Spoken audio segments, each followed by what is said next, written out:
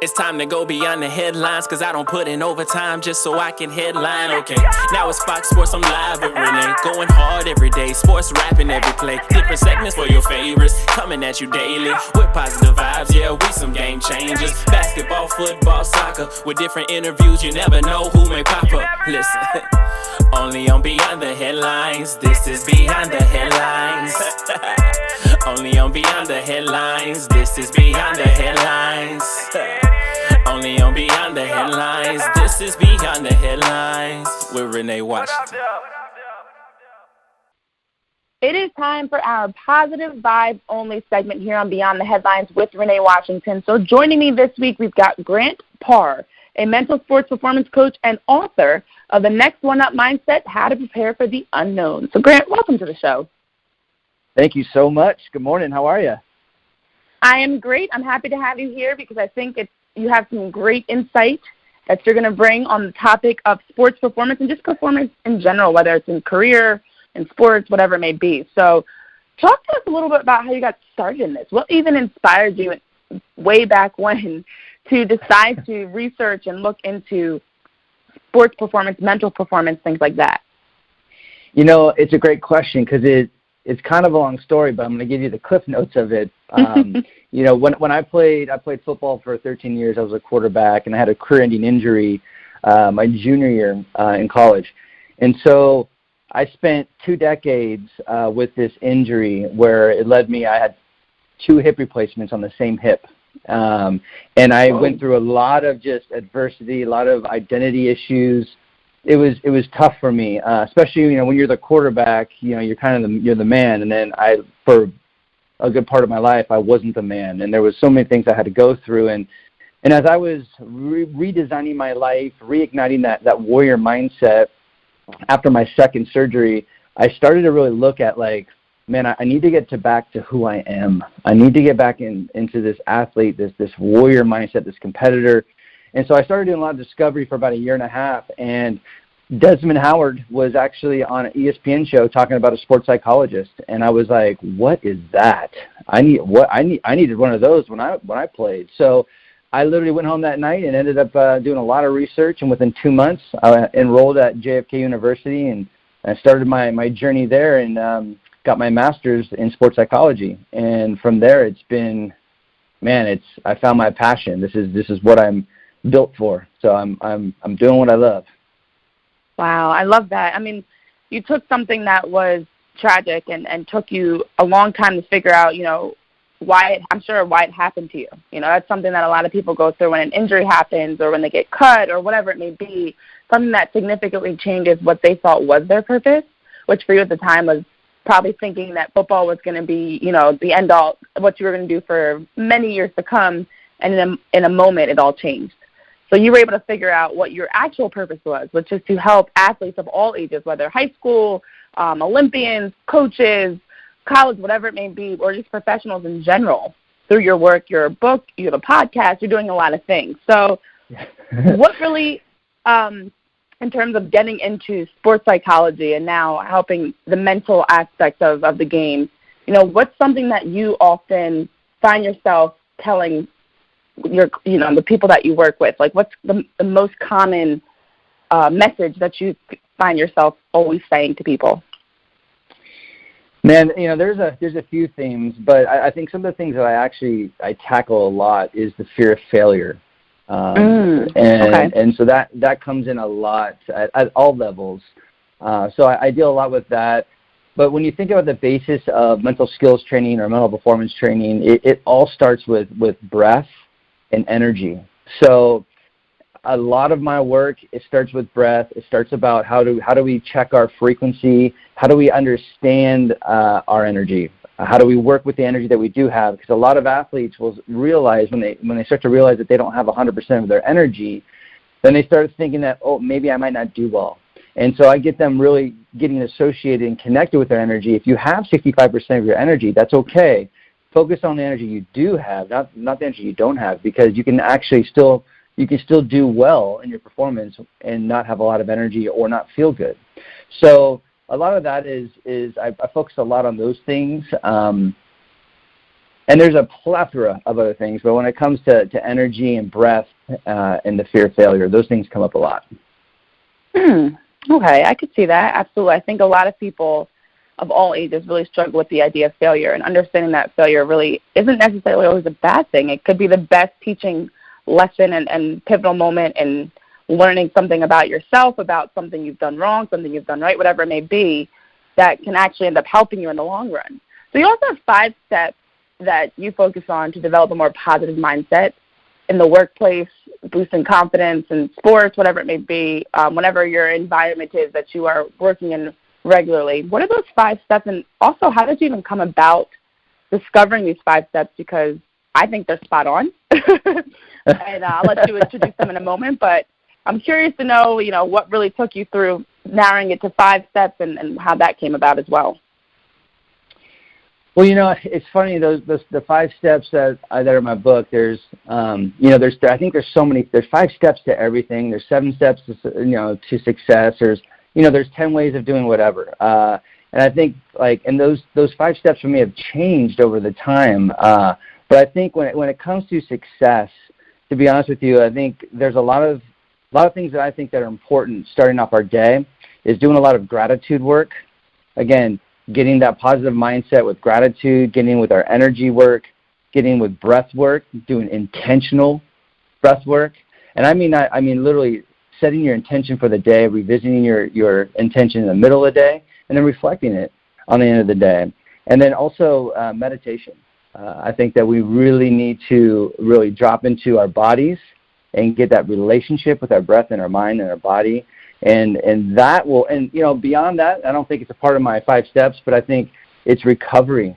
We've got to take care of our bodies, and we've got to laugh. That's another thing, too, that's probably not on those 5 steps, is we've got to laugh for our recovery, because if we want to be successful, we've got to, not only do all the gratitude work and breathing and meditation, but we have to take care of our bodies. And I think with recovery and sleep and diet, we can't forget to laugh, because that's a key proponent of taking care of our bodies and making us successful. So it's very ironic you say that, because I was just talking to, I coach soccer. I was just telling my players, their high school age, I was like, something that I found that was so therapeutic is just laughing, because I feel like it naturally just allows you, and not a fake laugh, I mean like a genuine, real laugh. Finding something that makes you laugh, because if you're laughing more, that means you're not stressing more and you're not focusing on negative things, or you're in a better mood. And they looked at me like I was crazy. So I'm really appreciating the fact that you just said that. But I think it goes hand in hand with, if you're sleeping well, if you're eating well, if you're finding things that make you smile and laugh versus doing things on the day that kind of keeps you in that monotone or even upset emotionally, that is going to wear on you. So in terms of your book that you wrote, take us through the next one up mindset, How to Prepare for the Unknown, which is the title of your book. And I feel like that taps into a lot of failure and how to recover, as you talk about recovery, recovering from failure, recovering from something that you weren't expecting to prepare for the unknown. So what is your book about, and where can people find it? So, the book itself is, for me, there's a few real motivators why I wrote it, but I'm just fascinated by performers, either athletes or corporate athletes in the workplace, that are doing things outside the norm to get prepared for the moment, for the moment when their number is called.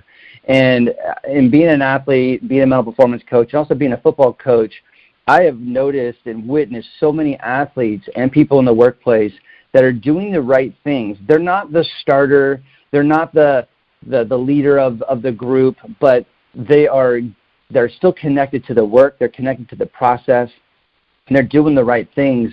And so I've always been fascinated to see people that would walk right into the rhythm of the game when they haven't had those mental or haven't had those physical reps in practice. They haven't played at all, right? When you think of like Tua, the quarterback for University of Alabama, his freshman year, I mean, you took a true freshman who had never played a snap all year long, and then you put him in the middle of the national championship game, and he walked into that game as if he played the whole year the whole game, the whole year long. And so when you think about a freshman, a true freshman, the grit and the maturity and the resiliency, the mental toughness, I mean, I can keep on categorizing his play, but it's those type of performers that go, whoa, like how does someone get prepared for that? And so the book highlights my stories and my shortcomings, where just a little bit of how I was the next man up and how I failed in certain moments. So it highlights a lot of subjects within the sporting world and within the workplace of people that did the right things and then people that didn't do the right things, so we can learn from those mistakes as well. So I'm very proud of the book. I feel that there's not only is there a lot of great stories, but there's a lot of strategies that people can implement.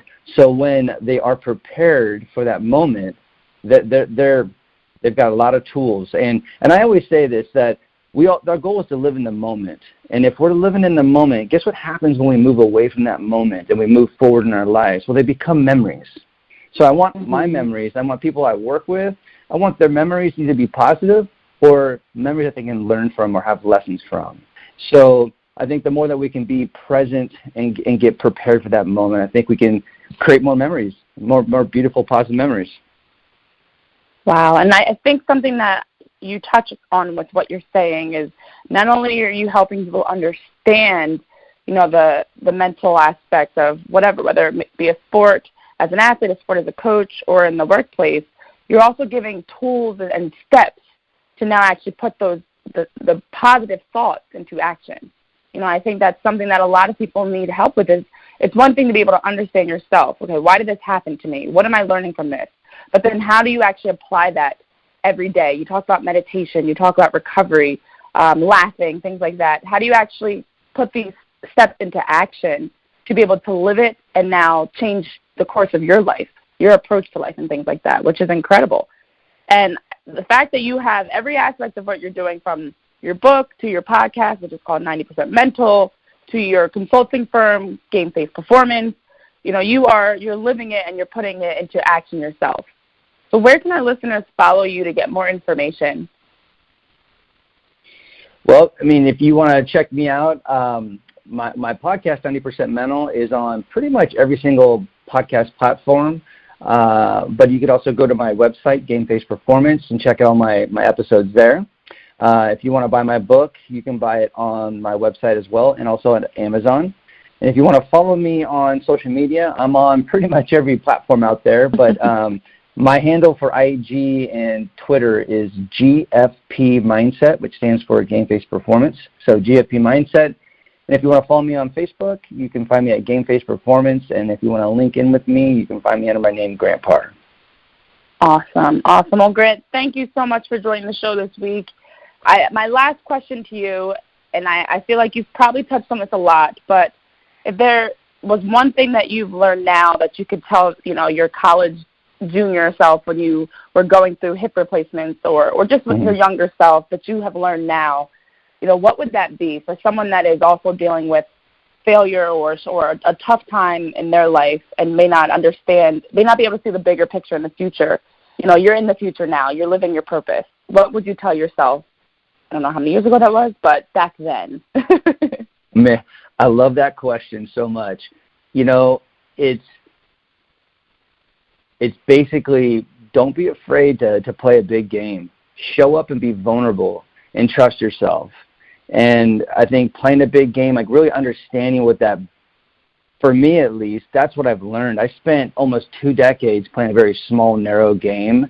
And now in the last 5 years, my life it's blossomed. I mean, it's like rocking. It's going in the right direction. It's because I'm definitely showing up and I'm being vulnerable. Like, I know that there's times where I'm doing something that's really uncomfortable, but you know what? That's the only way I'm going to grow, is to be uncomfortable. And most of the time when I do something uncomfortable or I feel something's unreasonable or maybe it might be impossible, man, it's beautiful things happen. And it's what I've thrown out to the universe. And that's actually powerful. When you start throwing tons of stuff to the universe and you're purposeful and you have good intent, man, what comes back it's tenfold. It's goodness. And right now I'm reaping the benefits of that, and I'm just playing a big game. So if I could go back to my 20-year-old self, or even talk to somebody that's 20 years old, transitioning out of sport or dealing with adversity or an injury, man, we have the ability to play a big game. We just gotta get motivated. We gotta get inspired,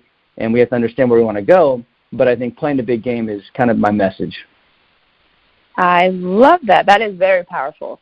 And that translates to all aspects of life. You know, I know as athletes we often talk about in sports metaphors, but that translates to all aspects of life, to be ready, you know, to be ready to step up and be vulnerable. So thank you so much for joining our Positive Vibes Only segment. You have been awesome. I love the wisdom and inspiration that you've shared this week, and it is very powerful. I hope someone can take something away from it that can help them with whatever it is they're dealing with. So thank you. Thank you so much. I appreciate it.